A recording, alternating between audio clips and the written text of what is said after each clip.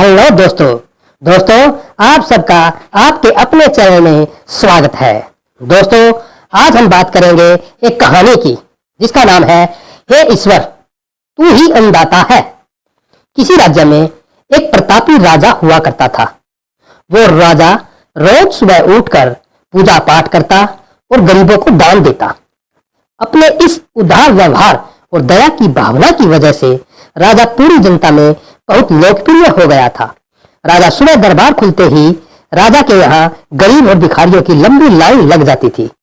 राजा हर इंसान को संतुष्ट करके भेजते थे। किशन और गोपाल नाम के दो गरीब भिखारी रोज राजा के यहाँ दान लेने आते थे। किशन और गोपाल राजा जब किशन को दान देता तो किशन राजा की बहुत वाहवाही करता और राजा को दुआएं देता।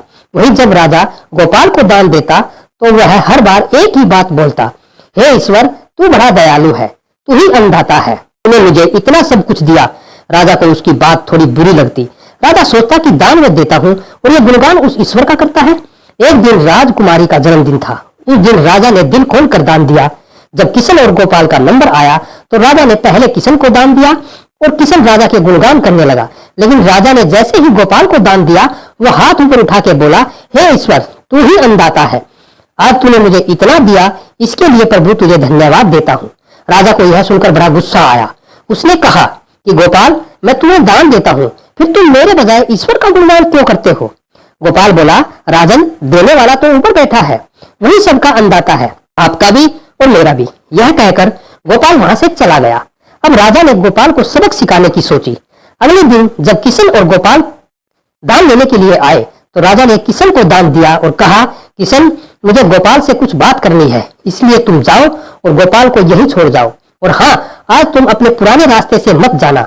आज तुमको राजमहल के किनारे से जाना है, जहां से सिर्फ मैं गुजरता हूँ। किशन खुशी खुशी दान लेकर चला गया। राजमहल के किनारे का रास्ता बड़ा ही शानदार और खुशबू से भरा हुआ था। संयोग से राजा ने उस रास्ते में एक चांदी के सिक्कों से भरा घड़ा रखवा दिया था। लेकिन किशन आज अपनी मस्ती में मस्त था। वो सोच रहा था कि राजा की मुझ पर बड़ी कृपा हुई है जो मुझको अपने राजमहल के रास्ते से गुजारा।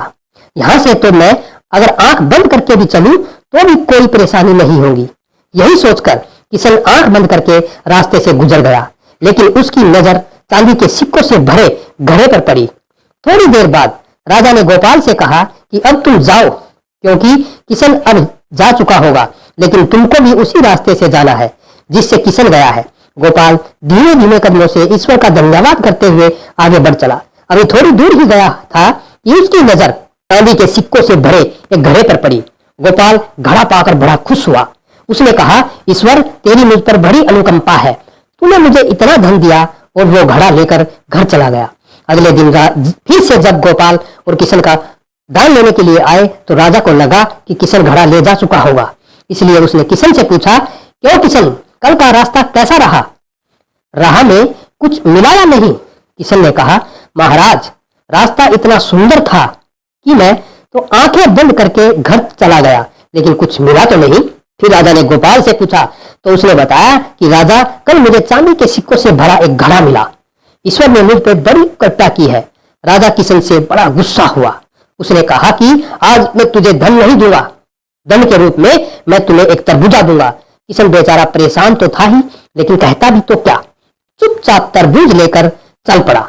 उधर राजा ने गोपाल को रोजाना की तरह कुछ धन दान में दिया। किशन ने सोचा कि इस तरबूज का मैं क्या करूंगा, और यही सोचकर वो अपना तरबूज एक फल वाले को बेच गया। अब जब गोपाल रास्ते से गुजरा उसने सोचा कि घर खाने को तो कुछ है नहीं, तो क्यों ना मैं बच्चों के लिए एक तरबूज ही लेता जाऊं। तो गोपाल फल बेचने वाले से वही तरबूज खरीद लाया जिसे किशन बेच गया था। अब जैसे ही घर आकर गोपाल ने उस तरबूज को काटा तो देखा उसके अंदर सोने के सिक्के भरे हुए थे।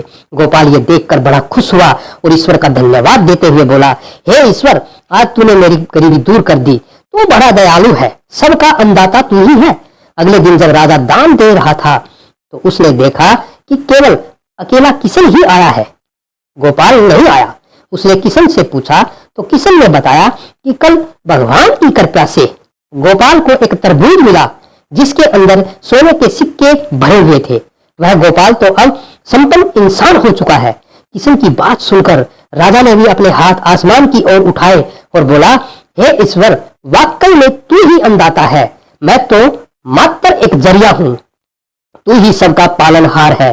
राजा को अब सारी बात समझ आ चुकी थी। दोस्तों आज की ये कहानी, हे ईश्वर तू ही अन्नदाता है, आप सबको कैसी लगी प्लीज कमेंट करके बताना और आपके अपने चैनल को सब्सक्राइब अवश्य करना दोस्तों।